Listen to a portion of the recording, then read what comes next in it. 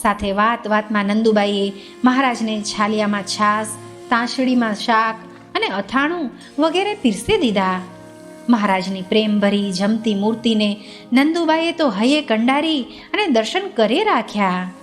ભાવથી પીરસાયેલા ભોજનથી તૃપ્ત થઈ મહારાજ નંદુબાઈ ઉપર ઘણા પ્રસન્ન થઈ બોલ્યા, નંદુબાઈ, તમારી ઈચ્છા હોય તે માગો.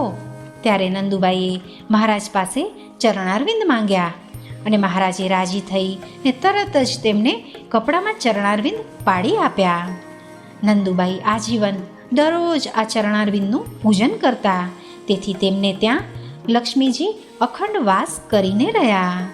આમ ભક્તો, આપણી સર્વક્રિયામાં ભગવાનના સ્વરૂપમાં વૃત્તિ રાખીએ તો દયાળુ ભગવાન પ્રત્યક્ષ દર્શન આપી આપણી સેવાને સ્વીકારે ને આપણા મનોભાવ જરૂર પૂરા કરે છે. સહજાનંદ સ્વામી મહારાજની જય.